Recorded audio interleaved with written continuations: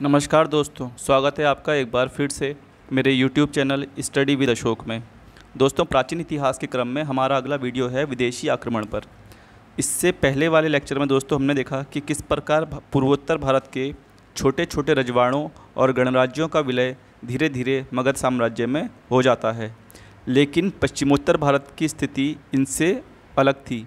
दोस्तों, कंबोज और गांधार जैसे महाजनपद के राजा आपस में ही लड़ते रहते थे और इस क्षेत्र में मगध जैसा कोई शक्तिशाली साम्राज्य नहीं था जो इन महाजनपदों को संगठित कर साम्राज्य के रूप में एकत्रित कर सके। यह क्षेत्र समृद्ध भी था और दोस्तों इतना ही नहीं, हिंदू कुश के दर्रों से इस क्षेत्र में बाहर से आसानी से घुसा जा सकता था। दोस्तों, यदि हम देखें तो जिस समय मगध के राजा अपना साम्राज्य बढ़ा रहे थे, उस समय ईरान के हखामनी शासक भी अपना राज्य विस्तार कर रहे थे। दोस्तों, भारत में प्रवेश करने के दो मार्ग थे, जिसमें से पहला था जेटोसिया, ये एक रेगिस्तानी रास्ता था, ठीक है, जो आज का बलूचिस्तान और मकरान वाला क्षेत्र है। जो अगला रास्ता था वो था बैक्टीरिया, ये काबुल घाटी का मार्ग था और ये आज का अफ़गानिस्तान, तजाकिस्तान या पाकिस्तान वाला क्षेत्र कहलाता है। इसमें दोस्तों हम देखेंगे सबसे पहला आक्रमण हखामनी साम्राज्य का शासक, जिसका संस्थापक है साइरस सेकंड, ये करता है, लेकिन ये असफल होता है। इसके बाद इसका पुत्र आता है कैम्बिसेस सेकंड, ये अयोग्य होता है, ठीक है। इसके बाद इसका पुत्र आएगा डेरियस प्रथम या दारा फर्स्ट जिसे कहा जाता है, ये भारत पर पहला सफल आक्रमण करेगा, ठीक। इसके बाद इसका पुत्र आएगा छयार्स, जिसे जरक्सीस भी कहा जाता है। इसके बाद इसका पुत्र आता है अंतरजरक्सीस, ठीक, और इसके बाद अंतरजरक्सीस का पुत्र आएगा दारा थर्ड। इसका सिकंदर से युद्ध होता है जिसमें ये पराजित हो जाता है, जिसे अरबेला का युद्ध भी कहा जाता है। 331 बीसी में ये युद्ध हुआ था, ठीक है। इसके बाद दोस्तों जो दूसरा आक्रमण आएगा हमारा, वो हम पढ़ेंगे यूनानी आक्रमण, जिसमें सिकंदर आएगा, ठीक। तो हम देखते हैं पहला पारसी या ईरानी आक्रमण। तो दोस्तों, ईरान के हखामनी वंश के राजाओं द्वारा भारत पर प्रथम विदेशी आक्रमण किया गया था और इस वंश का संस्थापक साइरस सेकंड या जिसे क्रूस भी कहते हैं था।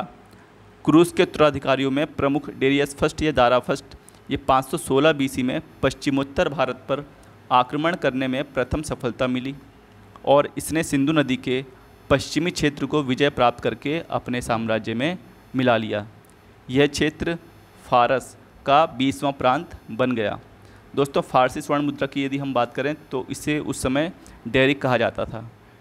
दोस्तों, भारत पर ईरानी आक्रमण के प्रभाव को यदि हम देखें तो कई सारे प्रभाव पड़ेंगे भारतीय व्यापार पर, भारतीय संस्कृति पर, ठीक। तो जो प्रथम प्रभाव है इसका वो है समुद्री मार्ग की खोज हो चुकी थी, जिससे विदेशी व्यापार को प्रोत्साहन मिला। पश्चिमोत्तर भारत में दाईं से बाईं ओर लिखी जाने वाली खरोष्ठी लिपि का प्रचार प्रसार हुआ था। ईरानियों की अरमाइक लिपि का प्रचार प्रसार इसी समय हुआ और अभिलेख उत्कीर्ण करने की प्रथा यहीं से प्रारंभ हुई, ठीक है। ईरानियों की क्षत्रप शासन प्रणाली का शक कुषाण युग में पर्याप्त विकास हुआ। दोस्तों, ये क्या थी? क्षत्रप प्राचीन ईरान के हखामनी साम्राज्य के प्रांतों के राज्यपाल हुआ करते थे, ठीक। इसके बाद दोस्तों आएगा यूनानी या मकदूनियाई आक्रमण। दोस्तों, ईरानी आक्रमण के बाद भारत को यूनानी आक्रमण का सामना करना पड़ा। यूनानी शासक सिकंदर ने भारत विजय अभियान के तहत खैबर दर्रे से भारत की पश्चिमोत्तर दिशा में आक्रमण किया। दोस्तों, जो सिकंदर था ये मकदूनिया का शासक था, ठीक है। सिकंदर मैसिडोन के क्षत्रप फिलिप सेकंड का पुत्र था, इसके पिताजी का नाम था फिलिप सेकंड। और सिकंदर के आक्रमण के समय पश्चिमोत्तर भारत अनेक छोटे छोटे राज्यों में विभक्त था, जिनमें कुछ गणतंत्रात्मक और कुछ राजतंत्रात्मक थे और जिनको अलग अलग जीतना सिकंदर के लिए आसान था। सिकंदर ने सर्वप्रथम पश्चिमोत्तर राज्य तक्षशिला के शासक आम्बी पर आक्रमण किया और आम्बी ने सिकंदर से संधि कर ली तथा अन्य आक्रमणों में सहयोग करने का वचन भी दिया।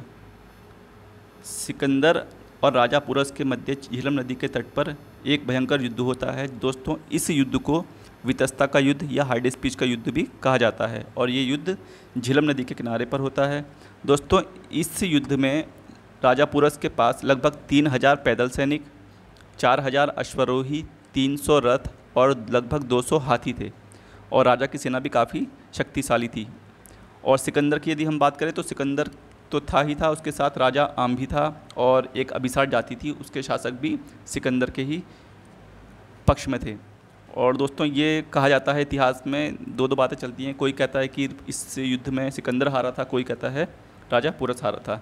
लेकिन ये भी सच है कि सिकंदर ने धोखे से रात में राजा पुरस पर हमला कर दिया और उसको बंदी बना लिया, लेकिन बाद में उसकी बहादुरी से प्रभावित होकर उससे दोस्ती भी कर लेता है। ठीक है। और दोस्तों सिकंदरों के सैनिक ने इसके बाद व्यास नदी से आगे बढ़ने से मना कर दिया और फलस्वरूप उसे क्या हुआ, वापस लौटना पड़ा। और लौटना क्यों पड़ा दोस्तों, उसके कई सारे कारण थे। क्योंकि उसके सैनिक बहुत समय से यहाँ पर थे, मतलब विश्व विजय का अभियान लेके सिकंदर निकला था, तो सैनिक जो थे काफ़ी समय से बाहर निकले हुए थे, वो थक गए थे। ठीक है।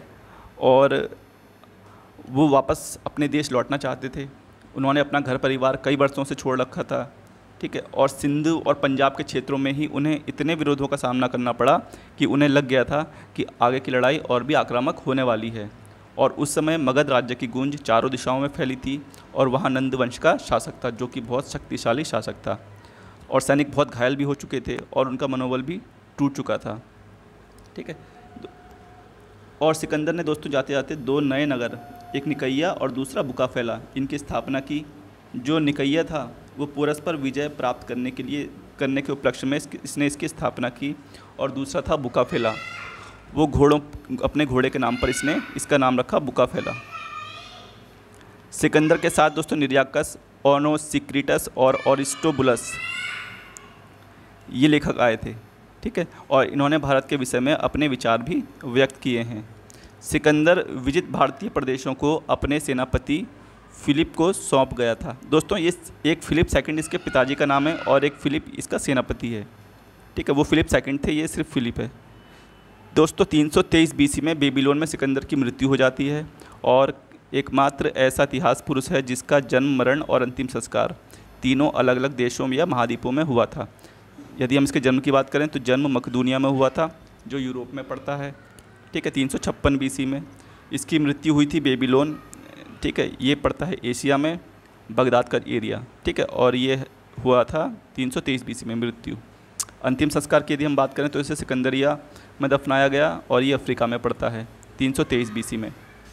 दोस्तों भारतीय भूभाग पर सिकंदर की अंतिम विजय पाटल राज्य के विरुद्ध थी। सिकंदर भारत में सिर्फ 19 महीने रहा और सिकंदर के विजित क्षेत्रों की यदि हम बात करें तो 4 प्रशासनिक इकाइयों में इसने इसे बांटा था। जो सिंध का उत्तरी पश्चिमी भाग था वो ये फिलिप को सौंप गया। ठीक है। सिंधु और झेलम का भाग ये तक्षशिला के शासक आम्भी को सौंप गया और झेलम व व्यास नदी का भाग ये पोरस राजा को सौंप गया और सिंधु का जो निचला क्षेत्र था वो इसने अपने एक सेनापति पिथोन को सौंप दिया था। दोस्तों यही था सिकंदर का ठीक है आक्रमण। और आपको वीडियो कैसी लगे प्लीज़ कमेंट्स में बताइएगा, और यदि अच्छी लगे तो प्लीज़ लाइक, कमेंट और शेयर ज़रूर करें, और लेटेस्ट अपडेट के लिए सब्सक्राइब ज़रूर करें। धन्यवाद।